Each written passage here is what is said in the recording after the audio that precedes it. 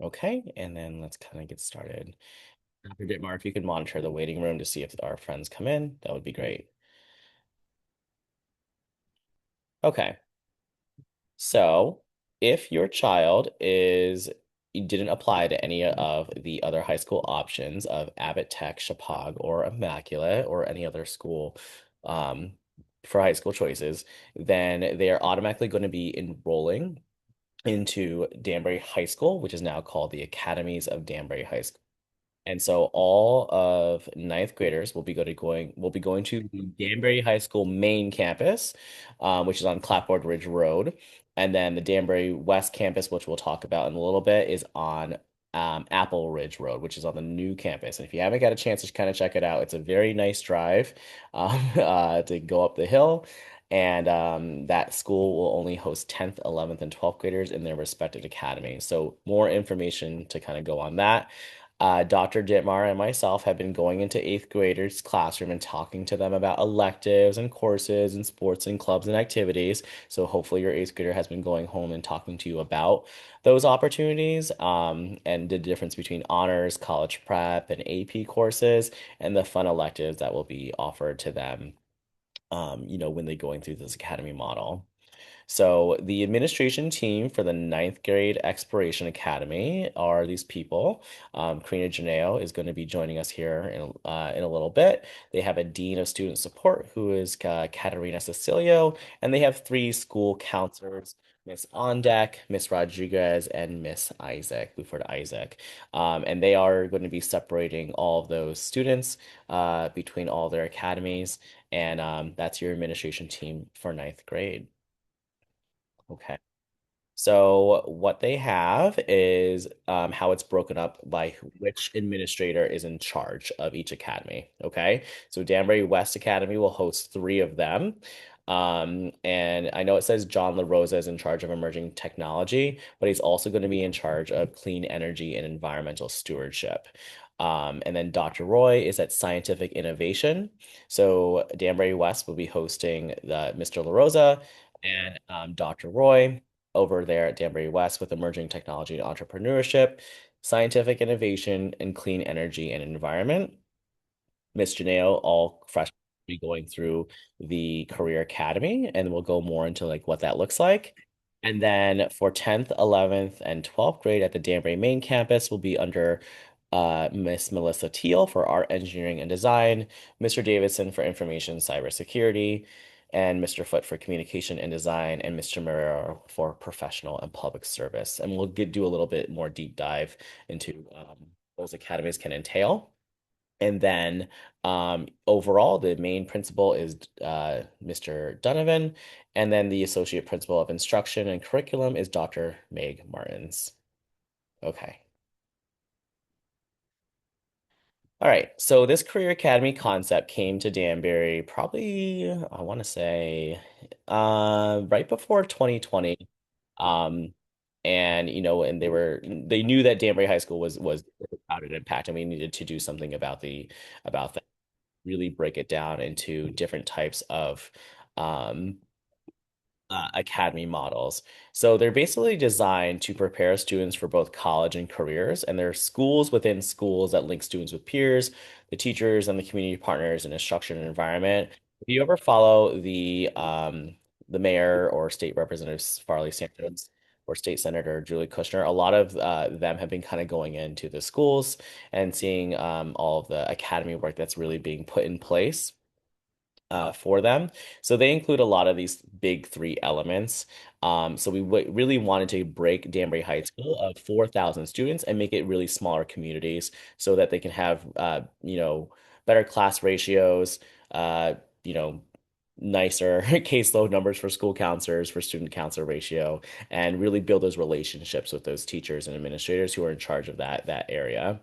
We really kind of wanted to make a change and make a college preparatory curriculum with a career theme, right? So within all these academies are different types of careers that are really broken down and really surrounding them in the environment of um in our community of what Danbury has, and then also looking at what they could do for a possible career if they were to apply to a four-year school. And then there's an advisory board that forges the partnerships with employers in higher education and the community. And Danbury High School, this career academy kind of model is really forging that relationship with all of our population. Okay, so you'll see here how these academies are really broken up between Danbury West and Danbury High School, Maine. So it's looked at as like a wall-to-wall academy with 8 academies and 21 different pathways. And this is what we've been really telling the eighth graders, because a lot of, as you all know, our students do ride the bus with the Danbury West kids, and then they drop off the Danbury West kids first, and then they head over to West Side after, and then in the afternoon, the Danbury West kids are already on the bus, and then they pick up our West Side Middle School Academy students. So, those students who are in those academies are in the Academy of Clean Energy and Green Design, Scientific Innovation and Medicine, and then Emerging Technology and Entrepreneurship. And all those students are in those pathways of like clean renewable energy, green design and environmental stewardship, or sustainable food and living systems. They could also be in biomedical, sports and human performance, or allied health services in CNA and EMT. And then they have business and entrepreneurship, investment and finance, medical technology, and engineering. Um, I did actually have a chance to go visit Danbury West campus and see a couple of friends who do work there, and it is something really unique and beautiful. And it does offer a lot of opportunity for kids who want to go into those fields. Now, what they have done at Danbury main campus is they had 4 other academies, and if you ever been up there, these hallways are actually decorated in these colors. So it's really cool to kind of see like, what are they going to be offering? And the people who are working in those academies are really bringing this to life for those students. So whether you're in communication design and doing broadcast and media, you can also do audio engineering and graphic design as well. And then our engineering design has architecture and civil engineering, along with computer creative manufacturing, applied engineering, and then professional and public service is the justice and law. I don't know if you guys heard lately, but Miss Heather Lorenz recently won mock trial for our students at the regional level, and a lot of them are now headed to the state championship. So very, very cool for the justice and law pathway for those students. Education and human development for students who want to be teachers or learning about psychology or sociology, and then culinary arts and hospitality management, learning how to run a restaurant and run a hotel, which is really awesome. And then the last one is cybersecurity, which is like I always tell students like that's like the future. That's where those jobs that haven't really been created, and then along with computer programming and gaming. So, Danbury Public Schools has really kind of going through this change of what does college and career look like for the students in our population and our community. So these pathways can lead to this industry recognized credentials for both career and college readiness. Their career focus, with which they have also electives that they can take at both campuses, hands-on project-based learning, which is actually the benefit. Your students are already getting that at Westside Middle School Academy in STEM or Global Studies with our hands-on project-based learning approach in the exploration classes. If some of you have already seen that, if you have a seventh and eighth grader for National History Day about 2 weeks ago, and then we actually just had science fair today. And then it also goes into our portrait of a graduate attributes of the vision that we have for our students of being advocates for themselves. Uh, all the curriculum design was really changed without the past couple of years to really incorporate all this industry recognized culminate in industry recognized certificate. And then they also have AP and dual enrollment classes as well. Danbury High School can really be what you make it. It is a large campus, and now that we have 2 campuses, there's a lot of opportunity and growth. And they have about 30 AP courses, which is advanced placement courses that when your student is in the 10th, 11th, and 12th grade level, that they can earn college credit. I've been in most of you all know I've been in Danbury for about 12 years, and a lot of former students who took advantage of the AP classes saved probably about a good semester or even a year's worth of college at the high school level by passing their AP courses and going to colleges that accepted their AP test, which is really awesome because, I know college is not cheap. And if a student does decide to go to college, then they are able to see a lot of um, in their savings of money, right? By taking advantage of the AP courses and opportunities.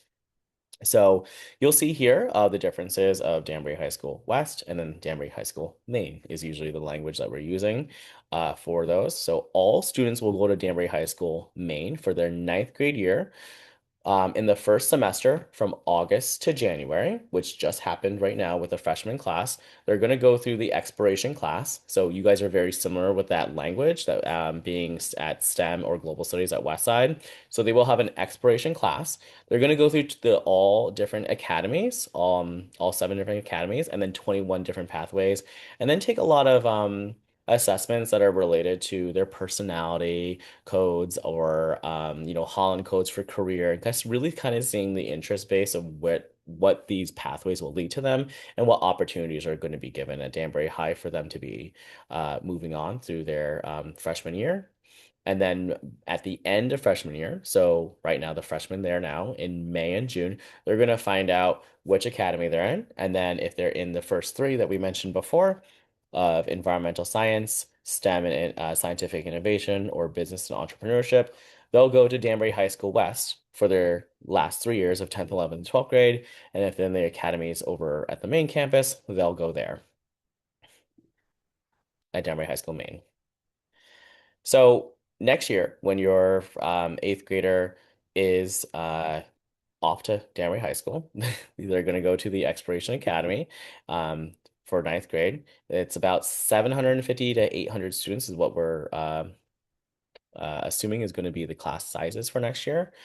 And right now we have about 232 students in the eighth grade right now. And then Broadview and Rogers Park are in the usually the 280s and 300. And then we along with our parochial schools as well. So we have teacher teams of teams that meet twice a week within their PLCs.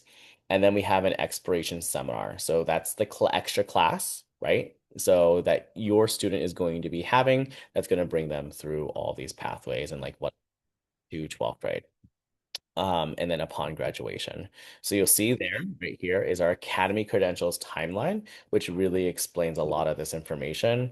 And then by 11th and 12th grade is that these students can take specialized courses towards certification. So the new building at Danbury West is really, from what I've seen from firsthand experience, is the medical portion of our students who want to get a CNA or an EMT, is that they have a whole nursing ground, a bit of an ambulance and all these excellent things that kids can learn in those courses to really know what it means to be a CNA or an EMT, and they can easily even get that certification at the end of 11th and 12th grade. Same thing at like similar to Abbott Tech. Abbott Tech has a CNA licensure as well. So it's very similar and gives an extra opportunity for our students who go to Danbury High School and now Danbury High School West for the CNA EMT certificate courses. You'll see here that our students are going to be in the exploration seminar. And like I said, by taking those assessments when it comes to personality codes or a lot of like Holland codes to figure out which type of career they want to be in, they're also going to create their SMART goals and they call it Hatter habits as strategies for success for high school and beyond. Like, what does that look like? And how are we preparing kids for the next generation? And then they're engaging in activities that really can, along with a portrait of a graduate, of what does a learner and a communicator look like, and identifying student aspirations and attributes. What are their goals? What are their pathways? I always like to, I actually did a similar lesson like this with our sixth graders today. And I said, like, all right, we have 6 years left, right? You are the class of 2032. So, like, what are you doing and where are you going? And that's a big question for a lot of our students, right? We really want to kind of prepare them to start really thinking about college career and not necessarily saying college is the ultimate answer to your success, but what does your post-secondary plan look like?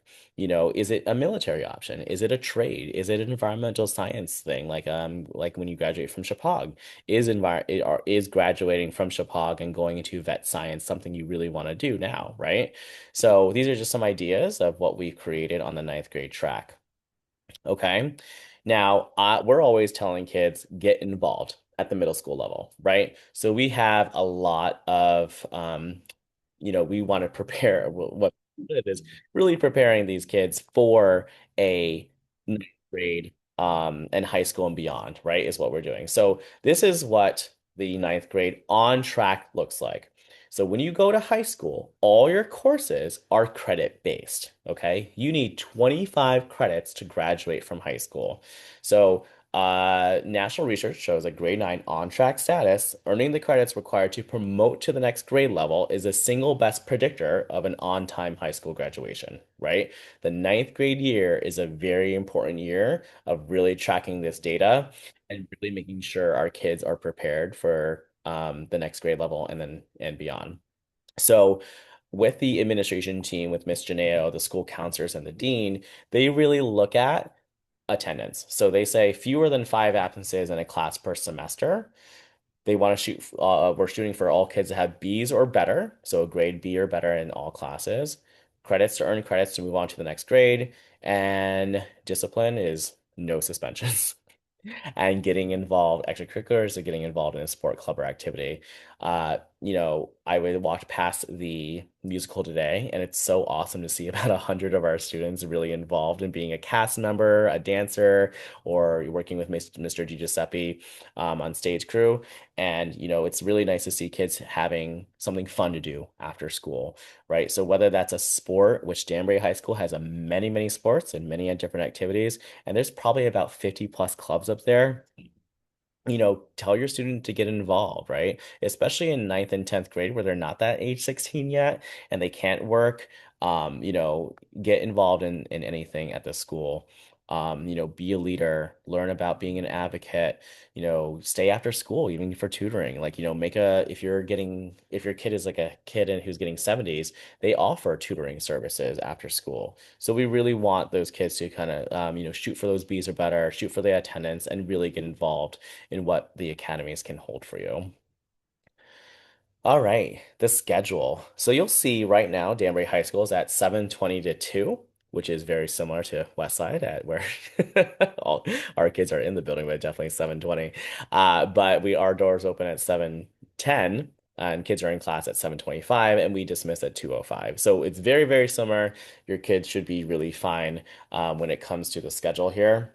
And you know, we they have 4 classes a day, right? Whereas like right now your student has 6 classes a day. And with 7 blocks.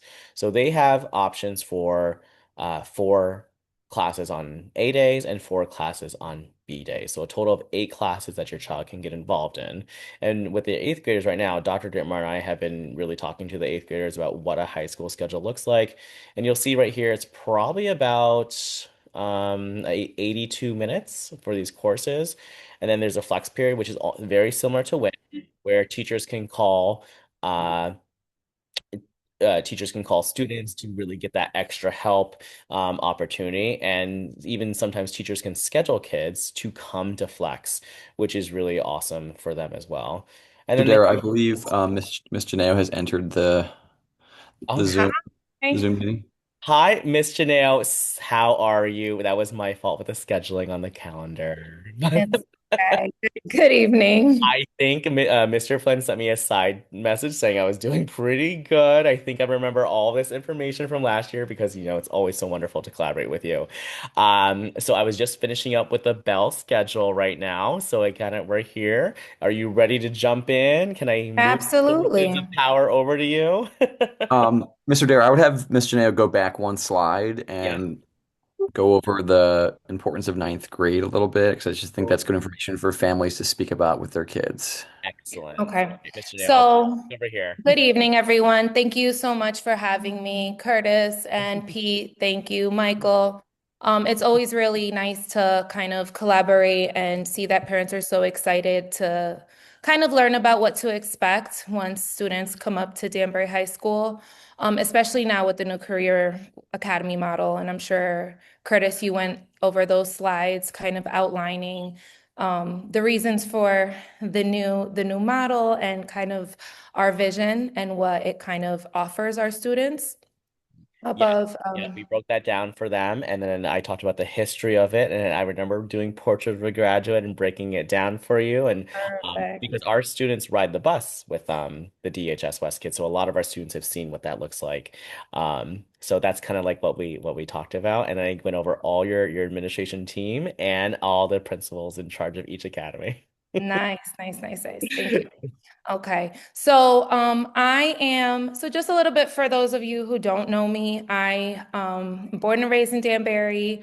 I'm a product of Danbury Public Schools, and I actually graduated from WestCon as well. So very deep roots here in Danbury High School. I started my career actually in New York City. So I worked as a special ed teacher in New York City for 9 years, where I focused a lot on urban education before coming to DHS.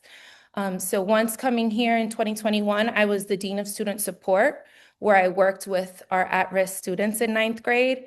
And since the transition into this academy model, I have been the academy director for ninth grade students. So the Exploration Academy is only for first year ninth grade students. So students who may struggle in ninth grade and then not go on to 10th grade on time, they still will move on into a career academy. In my academy is only for first year ninth grade students. And the importance of ninth grade, we did not just start this now. So there was a freshman academy that was started probably like 13 years ago, when all the research showed that ninth grade is probably the most important year of all high school. Research shows that more than race, more than ethnicity and family income, whether a student moves on to 10th grade on time really determines whether or not they're going to graduate on time. And so that's why for the last 13 years, Danbury's been putting a lot of extra resources into the ninth grade. So with that, I know Curtis also went through my big team. I have 3 counselors that are only dedicated to ninth grade students, a dean of student support, and this year we even got an academy lead that helps me out with the instructional piece. But oh That's a. I'm yeah, just kind of there just we like go. kind of flipping back and stuff like that to just Yeah. remind everybody of these. So it is Fabulous. a very big team, but it is solely to make sure that we can get as many kids over that hump. Because the more students we get, and that we use the term on track, but that's not just a Danbury High School term, that's a state of Connecticut term. Students who are on track for high school are those students who graduate from ninth to 10th grade on time.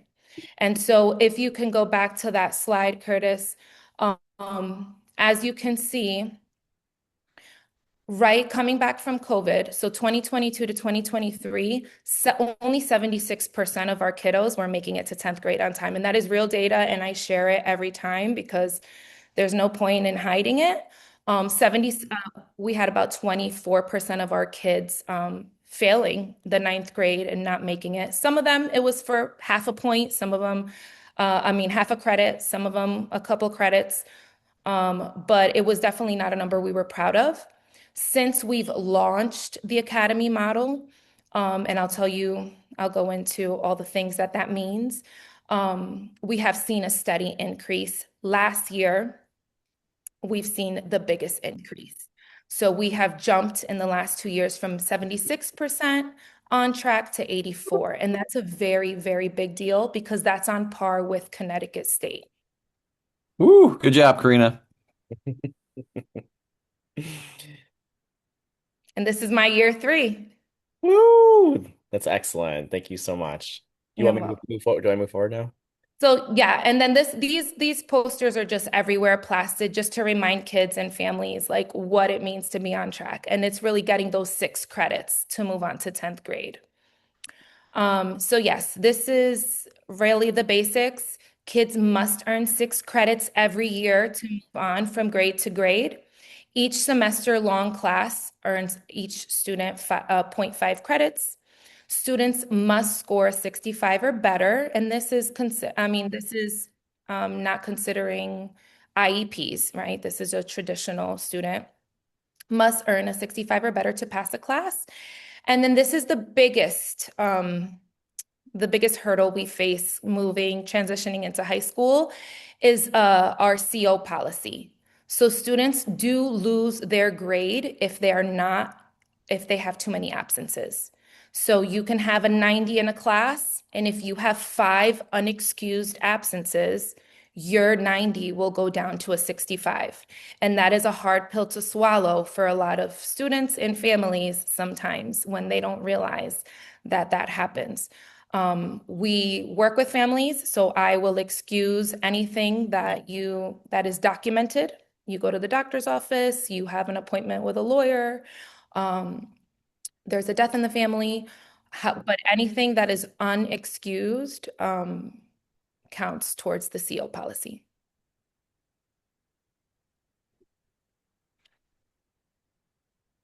Okay, so just an overview of what's required in the ninth grade. So for any kiddo that's coming into ninth grade, they will take their 4 core classes and they can choose honors classes or college prep. College prep, I like to say that's just like the basic. That's going to prepare you whether you want to go to college or not. Honors is a little more challenging. So students take English, math, Algebra 1 for math, English 1, biology is the science, and modern world is the history, and all of them are offered in either honors or college prep. They have to take a language because Connecticut mandates that students take 2 years of a language. At Danbury High School, they do not have to be the same language both years, but students will can choose from any of these languages, but they have to take a language their freshman year. They have to take PE and they have to take health.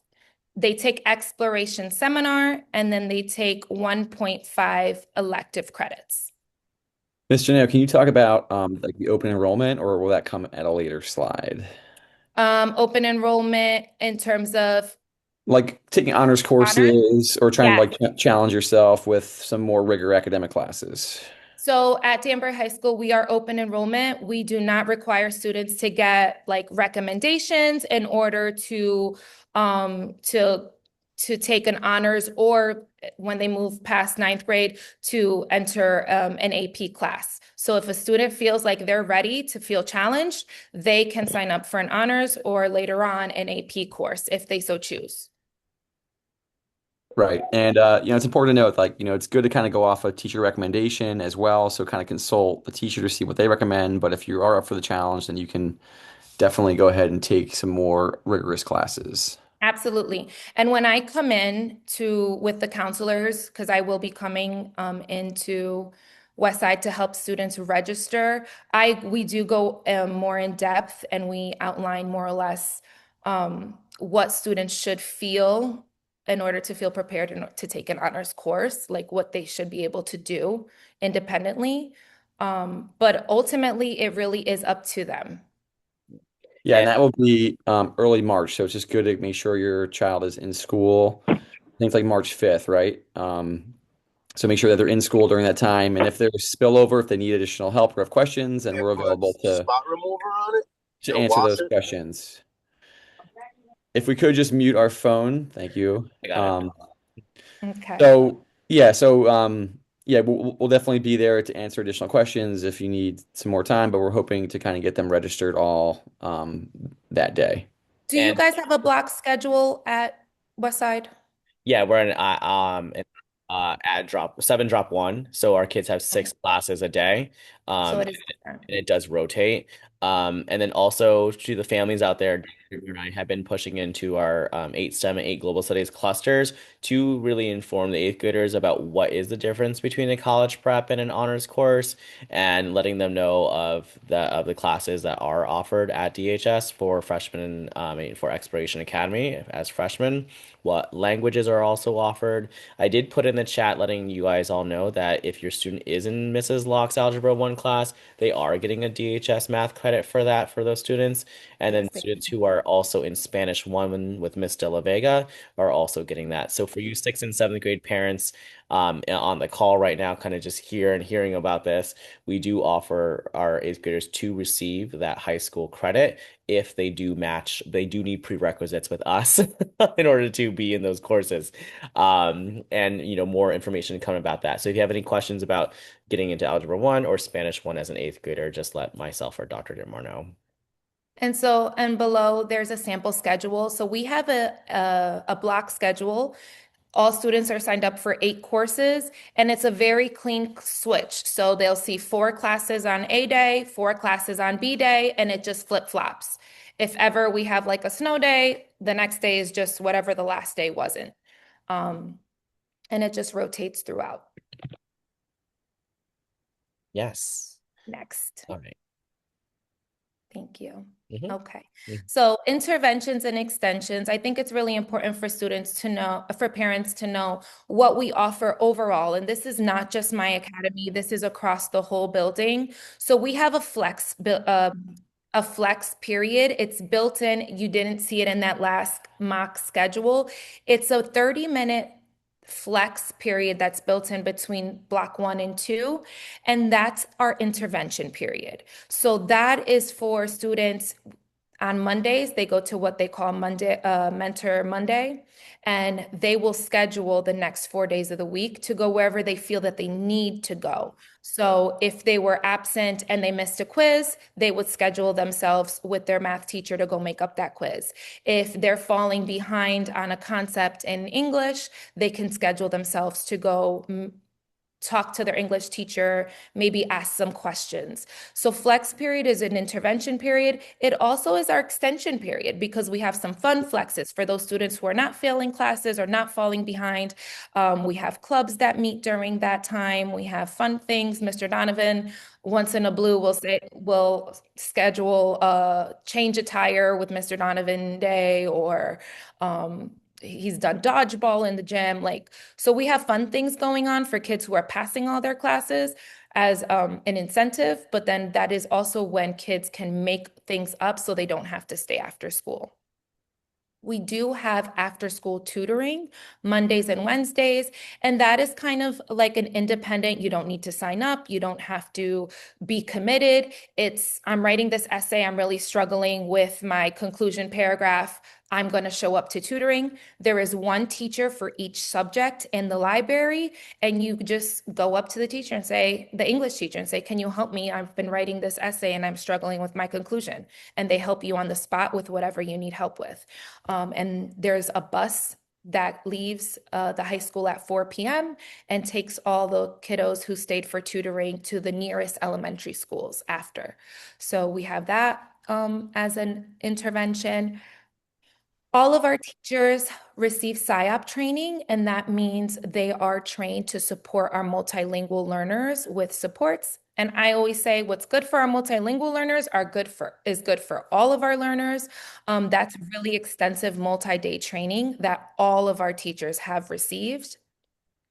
We have deans of student support. Like I mentioned before, we have a dean dedicated to our 9th grade students. We are moving to have one dean dedicated to each academy. Right now, we have 2 at West, 3 at Maine.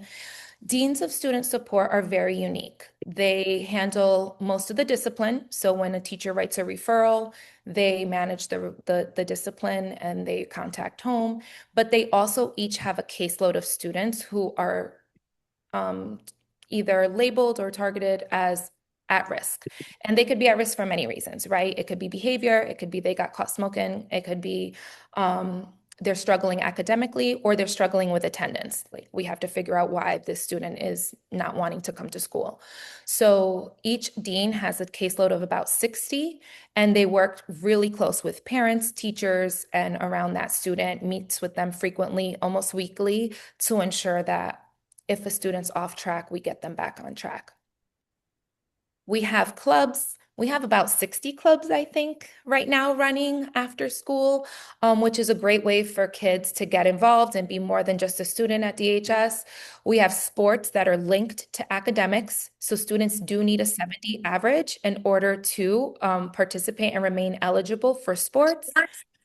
We have our PLCs, so professional learning communities. every single one of our teachers meet in their teams every other day. So one block every other day, and it's in child study teams to talk about students, to look at the students they have in common, plan for them, plan the curriculum that's connected to the career theme, and then also meet with parents if needed.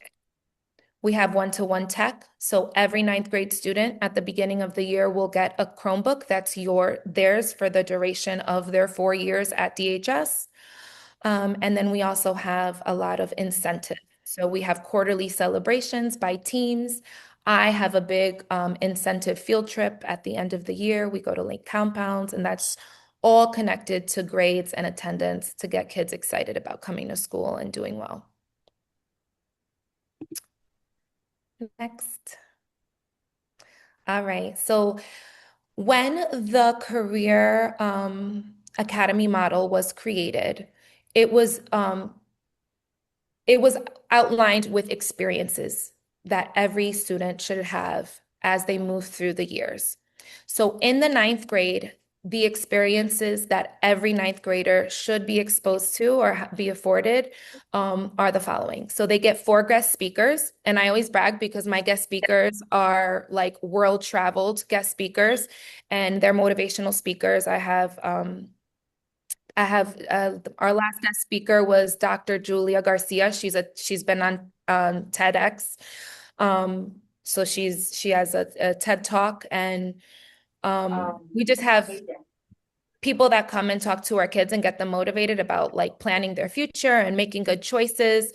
We have a career expo where that's connected to their career exploration class, where we had 60 local businesses this year come, and we have our kids just go and ask all these all these business industry people in different industries questions as they prepare to make their decision for their career academy.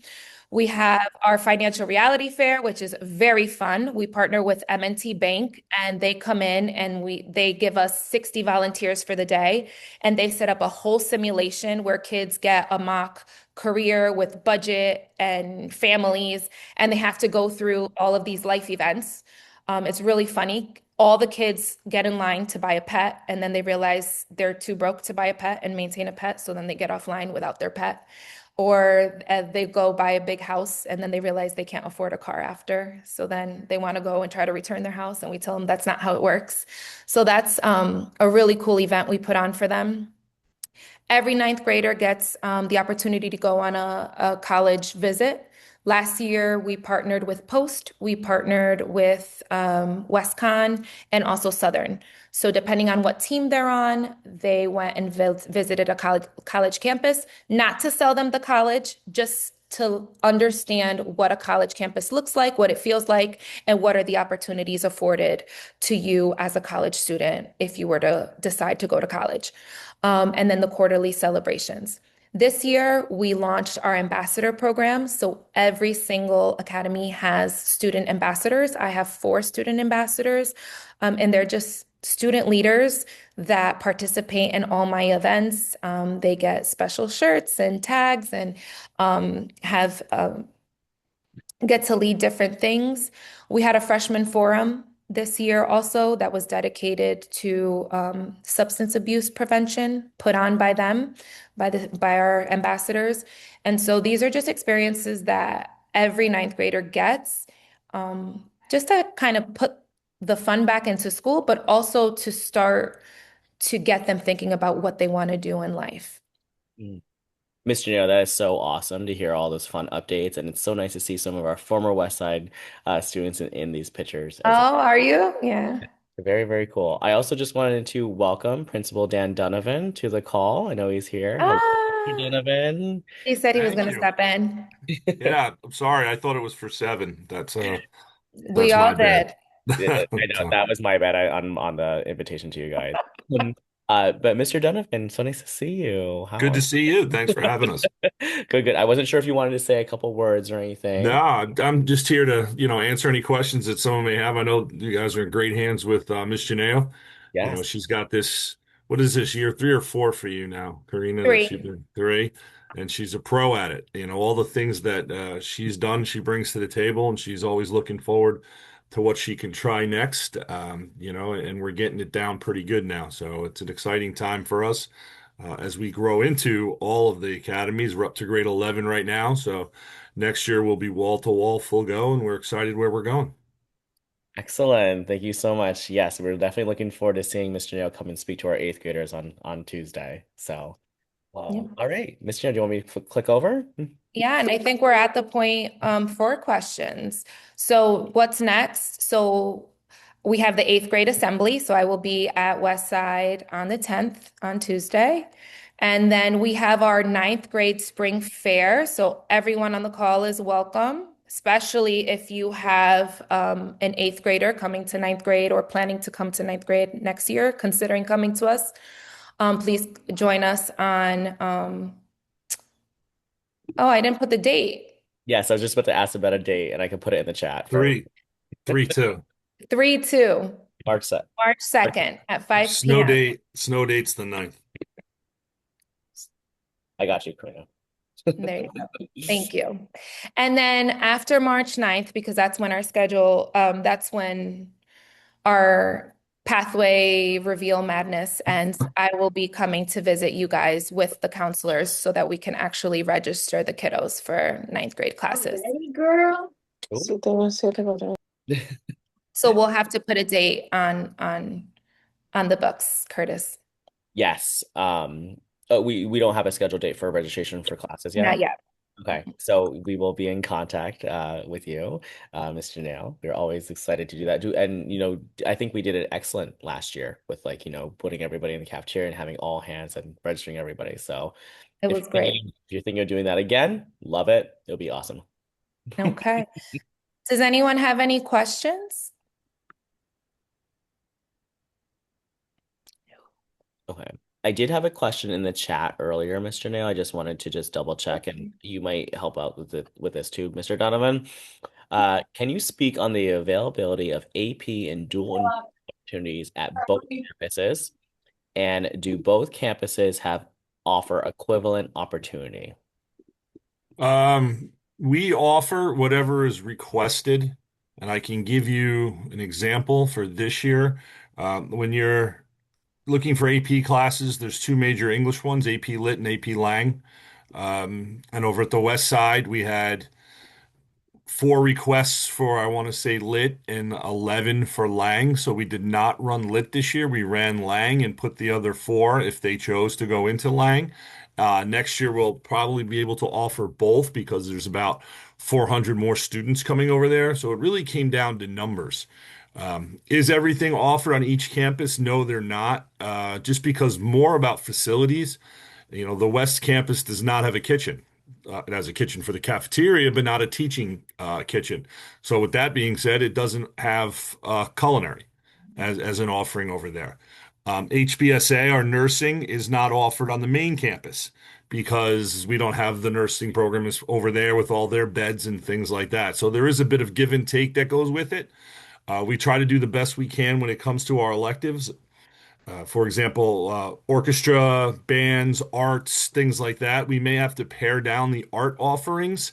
We do have quite a few, or we did at the main campus, but that's just more not on not wanting to offer it. It's on requests. I can't run a class of physics 2 with four kids in it. I don't have the staff to be able to offer things like that. So what we did in the past was last year, if we weren't going to offer something, we reached out to the students who signed up for that and said, "Hey, we can't offer this because there's only 4 of you. Here's what we're going to try to do. We're going to try to offer you this, that, and the other thing, and you guys get the choice on where you want to go before we open it up to everyone else just to fill in." So we'll change their requests before we build the schedule so they get the same shot that everyone else has. So is it exactly the same? No, but it's more about facilities. The West Side has a great black box, but one gym. So there's not 4 gyms like DHS Maine does. Thanks, Dan. This is Kevin Guidotti. I'm one of the parents on. That was my question. Thanks for answering that. I was more asking specifically about the AP courses. I know there were some students at the beginning of this year, understandably, as you're opening a new building, there are some teething issues with that as it goes through. Is there thought to, as the campus grows larger, if there's, say, like a student who's interested, let's say, in AP Physics C, and there aren't enough kids to run it, is there thought to like phasing that other year and looking at the prerequisites so that at the time a student graduates, they have one, it might not be in the sequence that they want, but it is, an opportunities provided for them to do that. Just trying to think about the college admissions process and making sure that a student's selection into an academy does not to the minimum extent possible, limits the choices that they have for credit bearing courses for. Yeah, we haven't run physics 3 in forever, just because of the pe kids that want on either campus. We probably go up to physics 2 to be specific about that course, but we can offer. My goal is to look at how we run our flex during the day and possibly move that and see what shuttles we can do. So when we have a course like a physics, let's just say physics 3, and now I got 9 kids at the main campus and 6 at West that want to do it. Well, that's a good size class of 15 for an AP class. So I would put them on, see if I can shuttle them over midway through the day and see if they can take the class over there and schedule it properly. We're not at that point this year. We couldn't do that. We were still only grades 10 and 11.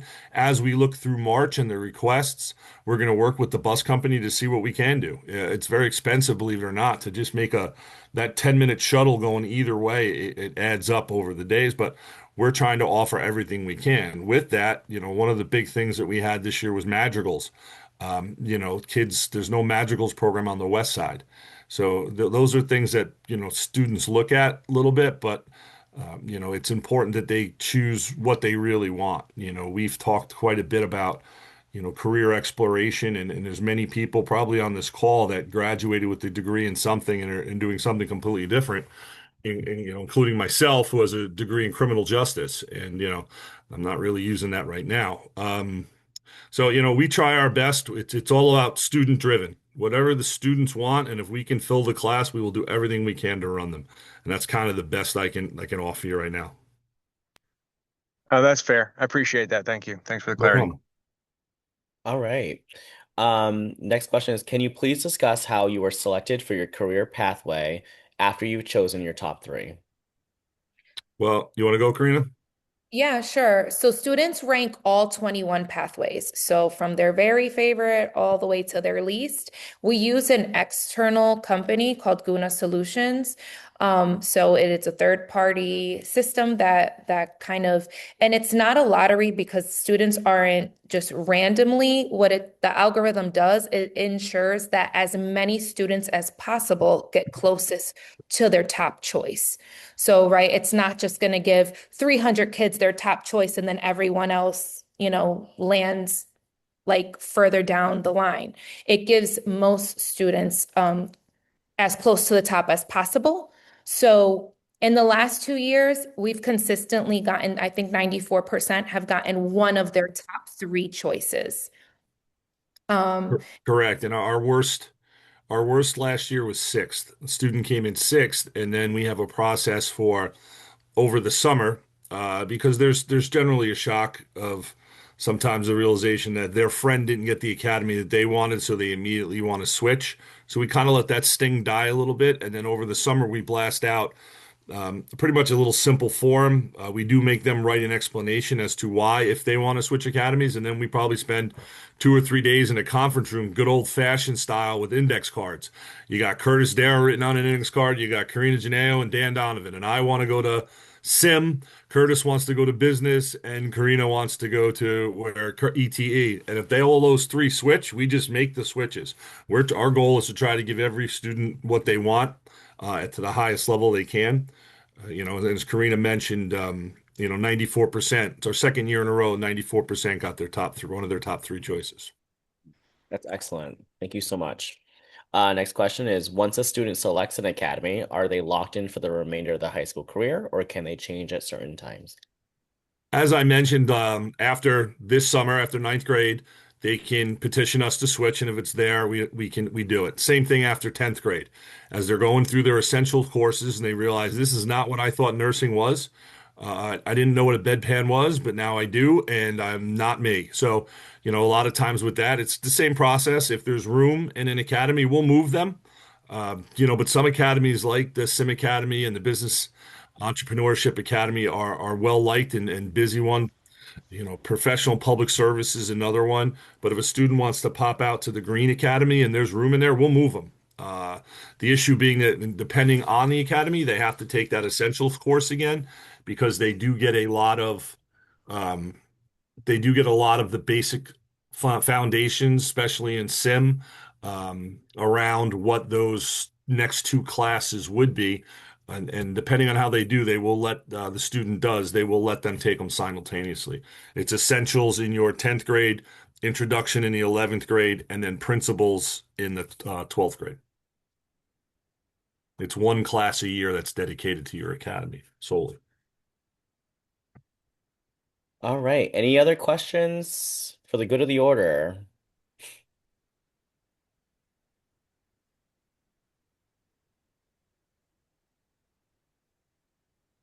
Going once and twice. Oh, Sean, Sean is a student of ours. A Holland code is a career code. Yes, that is something that Dr. Ditmer and I will be teaching you when we go over school links, which Mr. Donovan is an amazing change. I appreciate it from Naviance to school links. Thank you so much. You are welcome. Our kids are really, really liking it as we're Dr. Ditmer and I are pushing in and teaching kids about these career models and what to look forward to, and so that they are really prepared for you guys when they get up there. So. All right, we're getting a lot of thank yous from the chat. So everybody, we will be having the PTO meeting right after this, and Dr. Dimmer has also put in a form for you to fill out so that we can gather some data about your thoughts on the Career Academy and what you would want to hear from Ms. Genao going forward. And then we'll blast these questions over to her, hopefully for your March meeting. And our eighth graders will be registering. Every single eighth grader will register for a course for courses at Danbury High School, despite if they're going there or not, to just prepare for the overall scheduling that all the school counselors and the administrators have to do in the lovely summer. All right. If you have any questions, feel free to put them in the I chat. just want to say Oh, thank yes, you to Mr. Mr. Flynn is here. Donovan and Thank you. Mrs. Genao for coming. Sorry about the mix-up, but it worked Oh, out perfectly, and thank you very much. No no, thank problem. you, Mike. Thanks for Have a great having us. night. It's always a Thank you, pleasure. DHS. Thanks, Mr. Donovan. Thanks, Mr. Nail. And I'll forward these questions over to you, Karina, and we'll see you on Tuesday. Absolutely. Thank you. It's always a pleasure. All Good right. night. Thank you. Thank you. All right, everybody. If you'd like to stay on we would love for you to stay here for our PTO meeting. And Mrs. Tufts, I see. Hi, Mrs. Tufts. Hello, hello. We'll get started on there. And Miss Tufts, you wanted to start off with Mr. Flynn's principal report first. Is that correct? No, I have it at Oh, the end. oh, okay. All right. Did Yep. you have somewhere to be, Mike, or? I do have to pick up my son from hockey practice, so I don't know if I could move it to the front. Yeah, I totally understand. Yeah, that's Okay. fine. Yeah. Yeah, I'm kind of juggling, dropping them off in between doing all this, and then I have to drive back up to Washington Depot. Okay. I just moved it right into the slideshow if you share it, Curtis. Okay. Yes. Can you send me I did. the link? I shared it to you the other day. You emailed it to me. Perfect. I shared it. Shared it. Okay. On email, right? Yeah, I think I did it yesterday or Tuesday.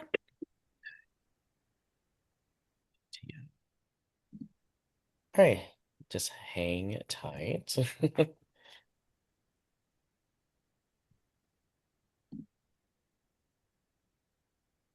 All right, dropping in numbers. Still, though, the attendance for that last presentation was really great compared to last. That's awesome. You remember last year's presentation, right? Yeah, it was last year's.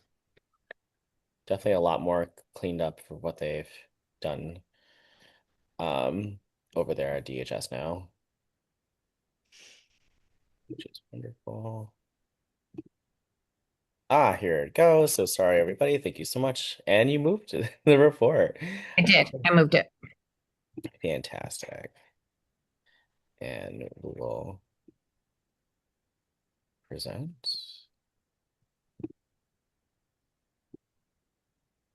Okay. And with a beautiful heart. I love it.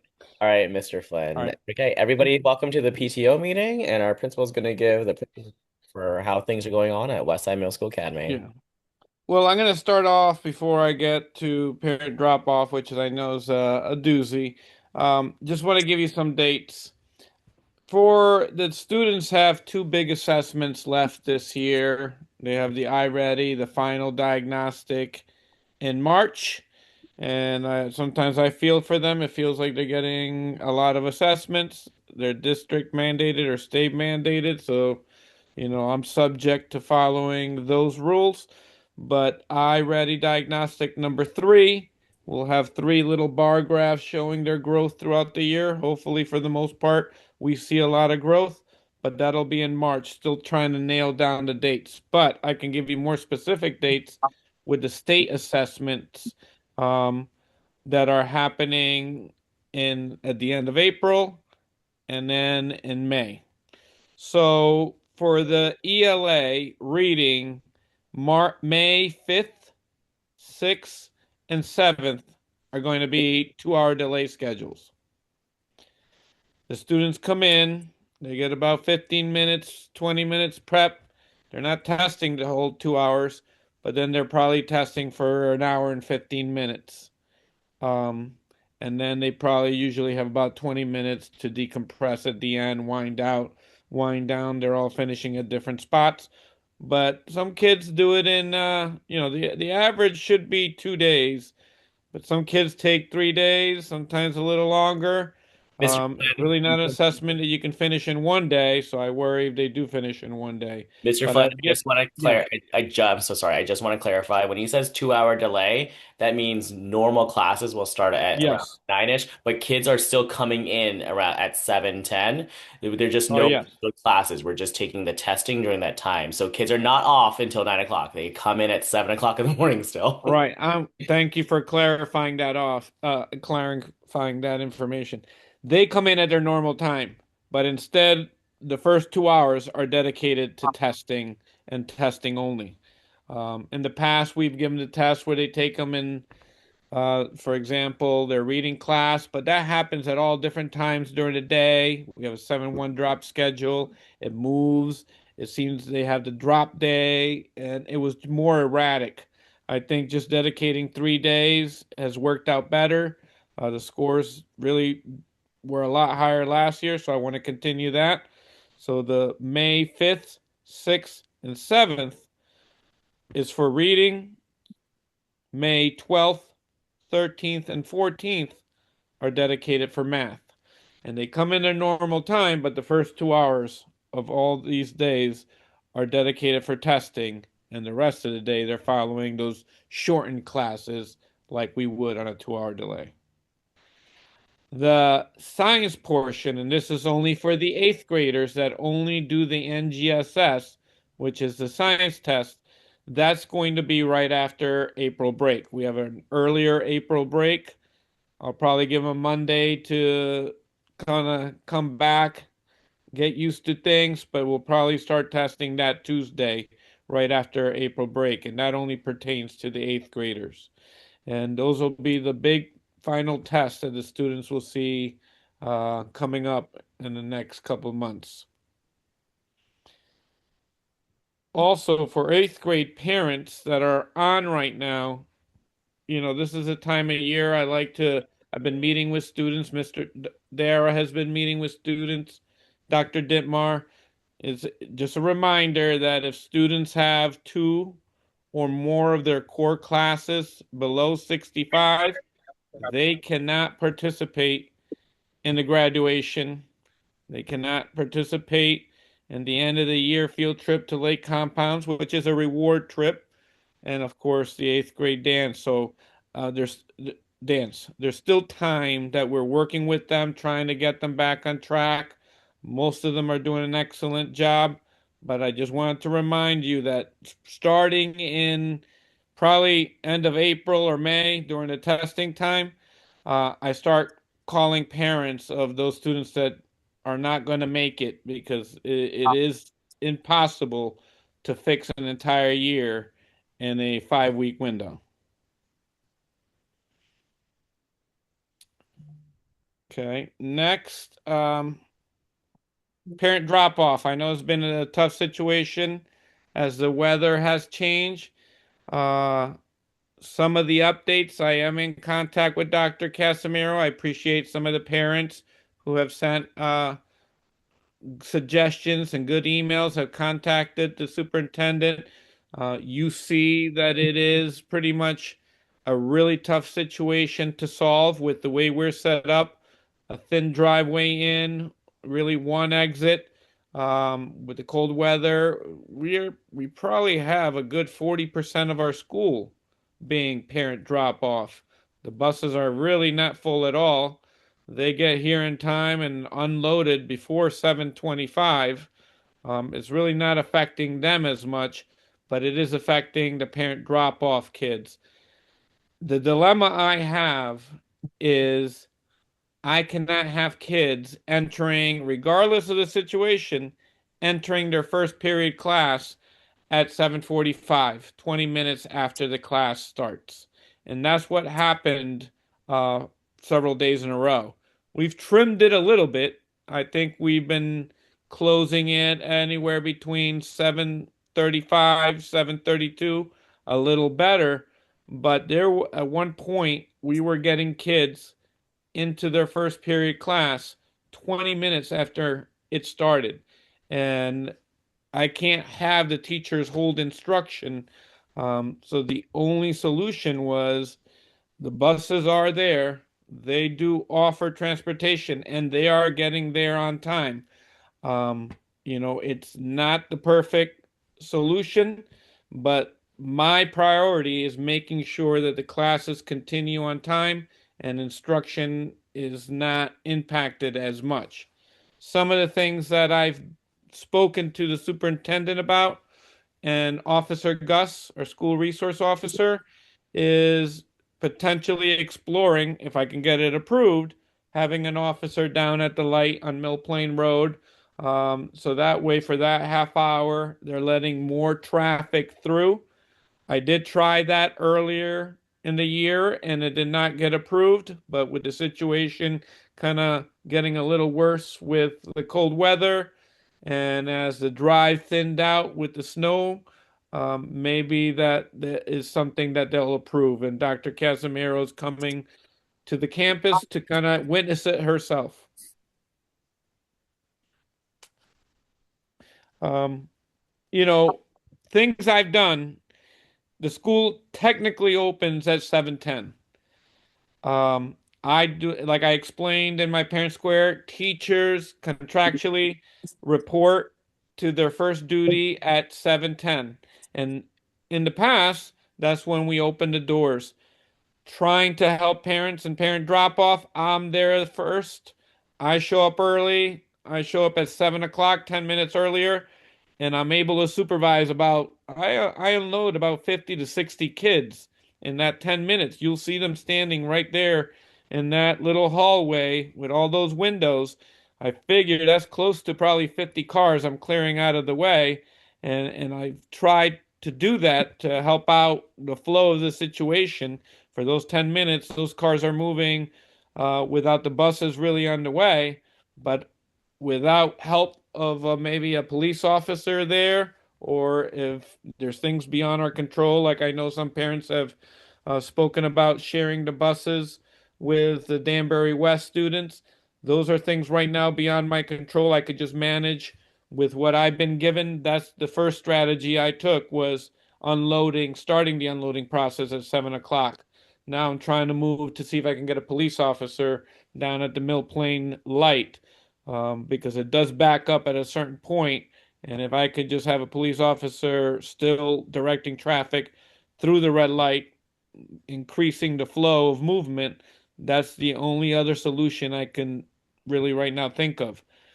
At 7:25, parents do come around the front. By then, buses are gone, and that's a bigger lane where more cars can line up across.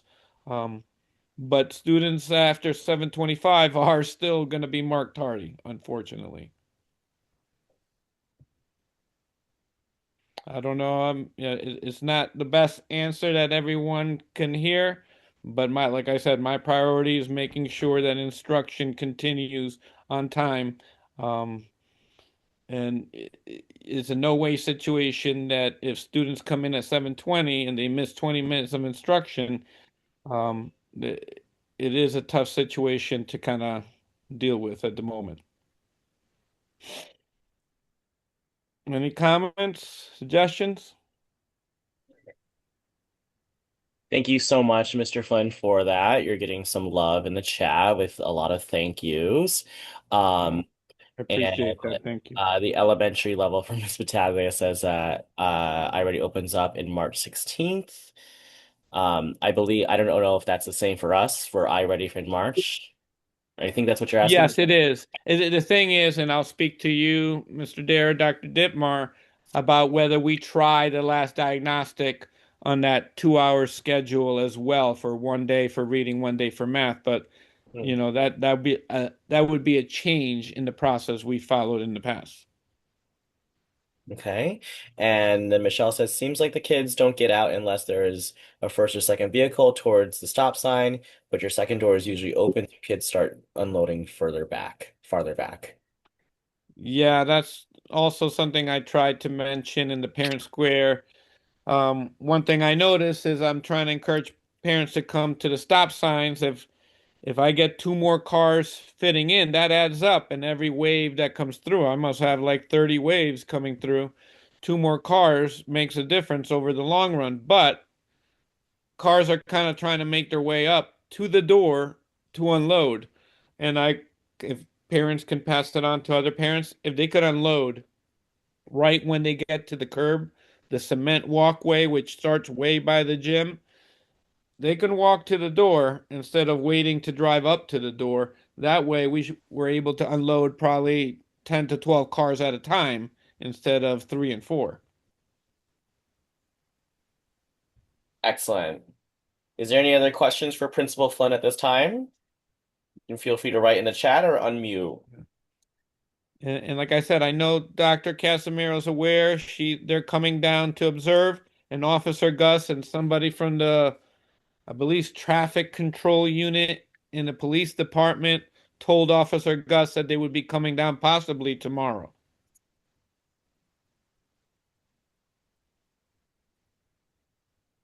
Oh, thank you very much. Thank you, Thanks, Mr. Kevin. Guadotti. We appreciate you. Yes, we do. Absolutely. Thank you. Great science fair from Colin tonight, too.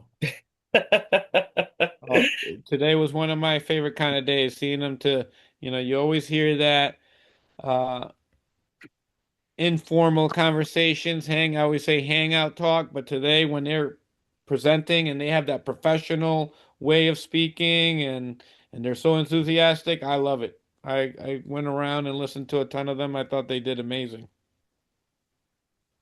Excellent. All right. If there's any more questions for Principal Flynn, please feel free to reach out to myself or Dr. Dittmar or email Mr. Flynn yourself, or you can call the school. If you leave anything here in the chat, I'll be more than happy to forward that over to him. But, most like everybody else on the call who are the mom and dad, I know Mr. Flynn has his dad duties to attend tonight.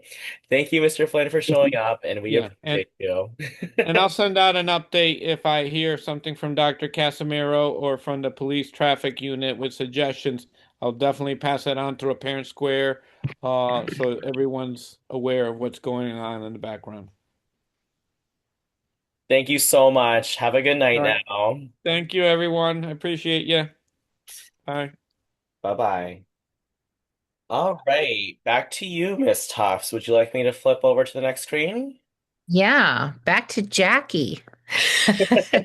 All right, and then there you go, Miss Meyer. Here you go. Jackie's gonna start.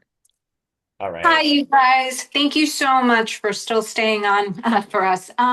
So our December and January recap.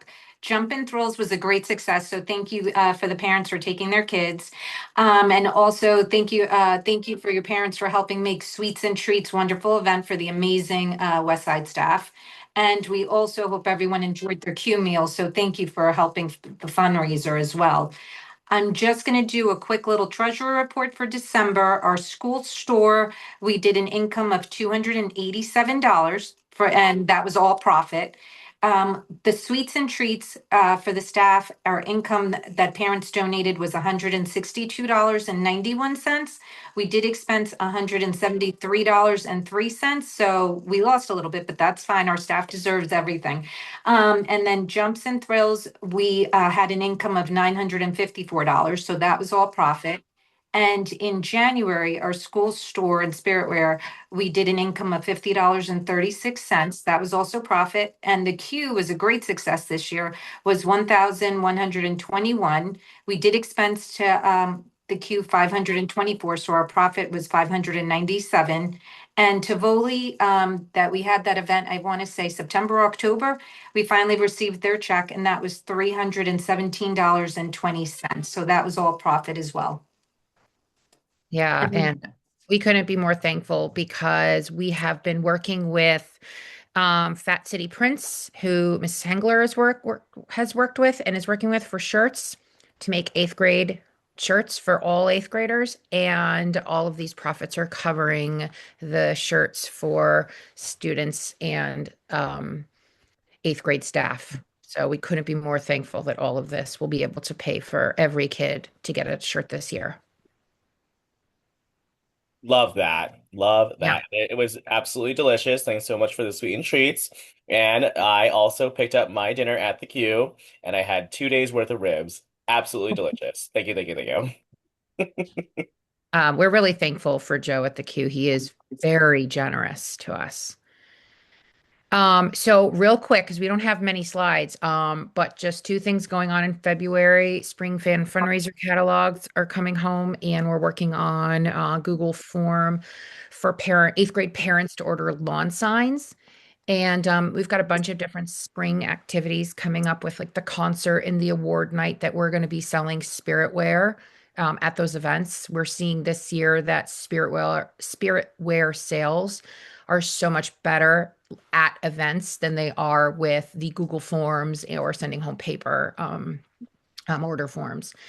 And we've got the Hat Tricks game happening at the end of February. We are excited that they are letting us do the puck drop again. So, Mr. Dara, I'm sure you'll get ready to drop the puck again. Oh my God. He is allowing us to have students sing the national anthem. And maybe Mr. Flynn will do that shootout activity again. But we were able to get all of those events for West Side that night. And with every transaction you make, you're able to get a free kids ticket. So basically, if you have